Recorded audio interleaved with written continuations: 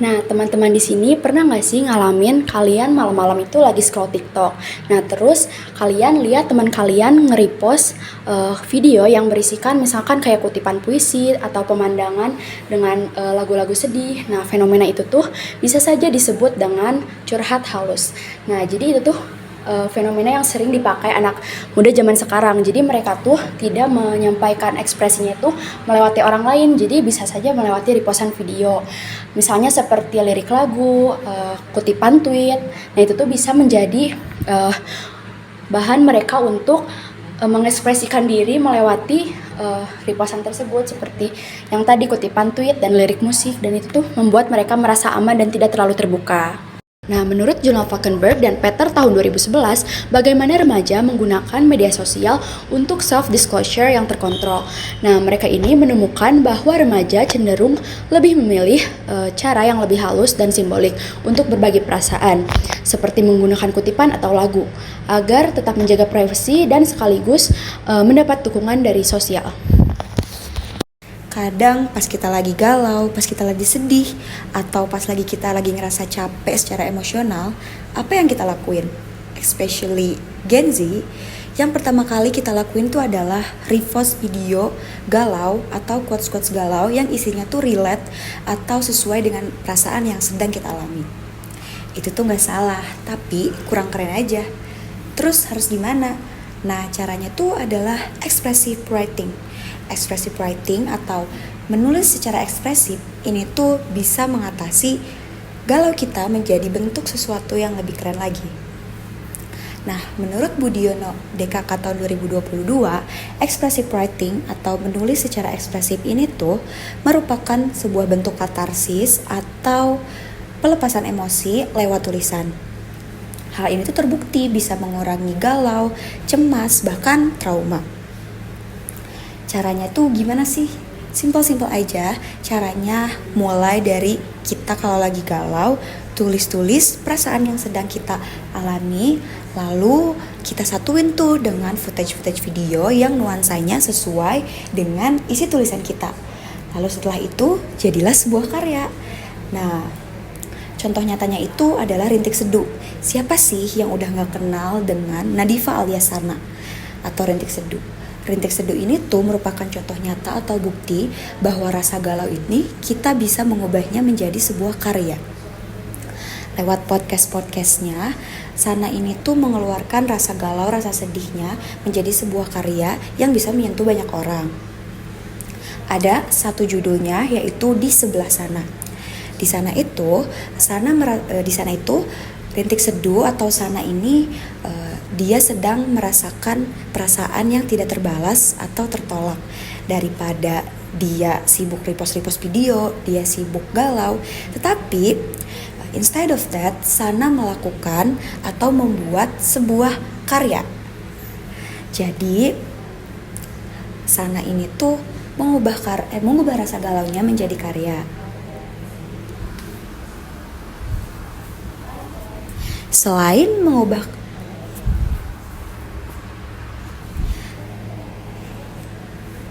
hal ini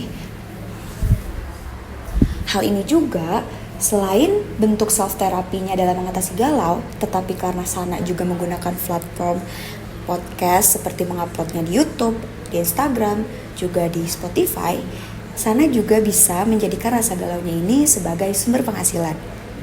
Oke, sebelumnya kan sudah dijelaskan bagaimana kamu mengekspresikan perasaan kamu dengan menuangkannya lewat berbagai macam karya.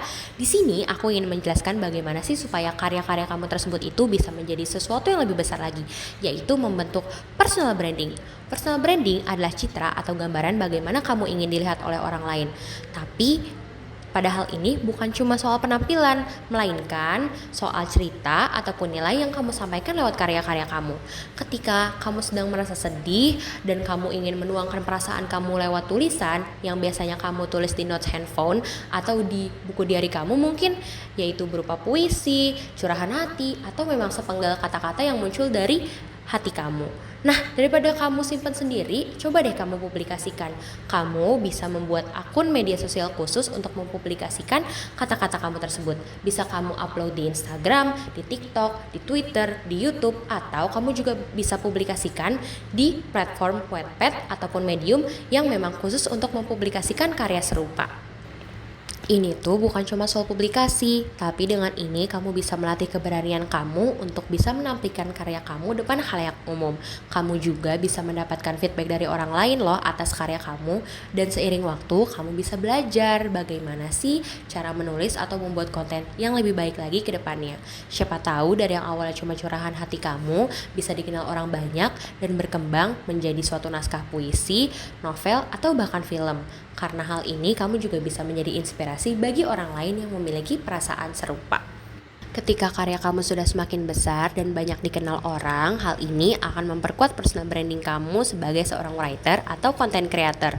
Kenapa sih personal branding itu perlu? Karena dengan personal branding yang kuat, kita tuh bisa membuka banyak pintu, bisa menjadi peluang pekerjaan, dan kita juga bisa berkolaborasi dengan orang lain yang mana itu akan memperluas relasi kita, dan juga bisa menjadi sumber penghasilan. Nah, di sini aku mau mengambil contoh writer dari novel Dear Nathan. Novel Dear Nathan adalah novel yang bergenre romansa remaja yang ditulis oleh Eriska Febriani. Dan novel ini merupakan salah satu adaptasi dari cerita Wattpad. Di sini aku mau meng-highlight bagaimana perasaan dan imajinasi yang ditulis oleh writer ini bisa menjadi suatu karya yang berkembang bahkan menjadi film dan dikenal oleh orang lain. Penelitian yang dilakukan oleh Nguyen dan rekan-rekannya pada tahun 2023 menunjukkan bahwa ekspresi diri, interaksi sosial, dan nilai persona ini memiliki pengaruh besar dalam membentuk personal branding. Artinya, saat kita mengekspresikan diri melalui karya atau tulisan, kita itu tidak hanya sedang meluapkan rasa, tapi juga sambil membentuk identitas dan branding kita di mata orang lain. Baik, setelah tadi kita sudah membahas tentang fenomena, kemudian solusinya, dan juga personal branding dan cara untuk memonetisasi emosi, sekarang kita jujur dulu ya teman-teman.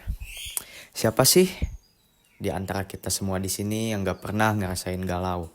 Yang gak pernah ngerasain hidup rasanya itu lagi berat banget gitu. Kayak dada kita rasanya sesek banget. Ya semuanya juga pasti pernah merasakan itu. Tapi kita bingung ketika kita sedang merasakan semua itu, apa yang harus kita lakuin?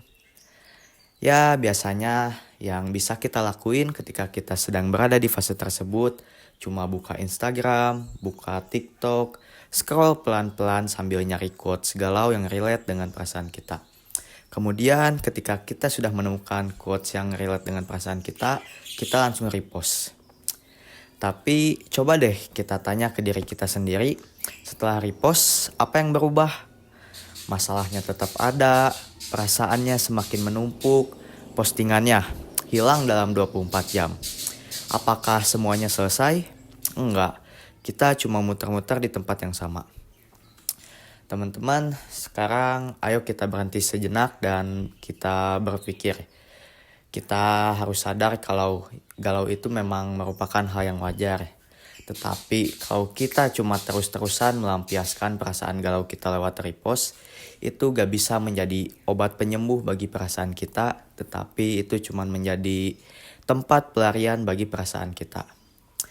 Ya, menurut penelitian Yahya dan kawan-kawan pada tahun 2024 menjelaskan kalau anak muda zaman sekarang menggunakan media sosial sebagai self-disclosure atau yang artinya mereka curhat lewat media sosial.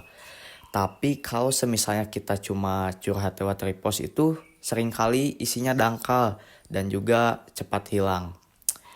Sekarang teman-teman ayo deh kita bandingkan. Repost itu ibaratnya kita sedang meminum air es ketika tenggorokan sedang sakit. Rasanya memang nyaman, tetapi itu gak bisa buat menyembuhkan. Sementara expressive writing kita ibaratkan sebagai obat. Rasanya gak selalu enak, tetapi itu bisa menyembuhkan diri kita dari dalam. Penelitian jurnal oleh Budiono dan kawan-kawan pada tahun 2022 menjelaskan kalau expressive writing itu bisa menurunkan stres yang ada di kepala kita, bisa membuat pikiran kita menjadi lebih jernih, dan bahkan expressive writing itu bisa menjadi sebuah obat untuk emosi negatif yang ada di diri kita. Sekarang ayo kita percaya kalau galau bisa kita proses menjadi sebuah karya. Sekarang coba kita lihat orang-orang kayak Rintik Seduh. Dia mulai dari perasaan galau yang dia rasakan, kemudian menuliskannya. Dia gak repost, tetapi dia menciptakan. Hingga pada akhirnya ia berhasil menciptakan sebuah karya yang bukan hanya menjadi pelampiasan, melainkan juga menjadi penghasilan dan juga identitas. Dan bahkan karyanya tersebut bisa menjadi suara untuk banyak orang. Kemudian ada Hello Bagas. Dia membuat sebuah lagu dari perasaan sakit hati yang ia rasakan. Memang gak semua dari kita di sini berani untuk menceritakan perasaan sakit hati yang dirasakan. Tetapi Hello Bagas ini berani. Dan dari keberaniannya ini ia berhasil menghasilkan sebuah karya yang sangat berharga. Sekarang coba kita bayangin kalau kita mulai nulis perasaan tentang diri kita malam ini. Walau cuma satu kalimat, tapi kalimat itu benar-benar jujur dari perasaan kita. Ayo kita mulai dari situ. Ayo kita mulai tulis perasaan tentang diri kita. Ayo kita ciptakan sebuah karya yang berharga dari perasaan kita. Karena pada akhirnya karya yang paling indah bukanlah karya yang paling bagus, melainkan karya yang paling jujur. Ayo kita menjadi pencipta. Ayo kita ubah rasa galau kita menjadi sebuah alasan untuk kita bergerak. Karena pada akhirnya hidup ini bukanlah siapa yang paling sering merasakan sedih, tapi siapa yang berani berdamai dengan perasaan sedih itu dan mengubahnya menjadi sesuatu. Seperti ada satu quotes yang bilang kalau galau itu bukanlah kelemahan, tetapi galau itu merupakan bahan bakar. Dan dari quotes itu kita bisa pilih, mau kita bakar habis atau kita sulap menjadi sebuah cahaya. Dan yang paling penting, ayo kita mulai malam ini. Dan ingat, galau itu wajar, tetapi kita harus tetap produktif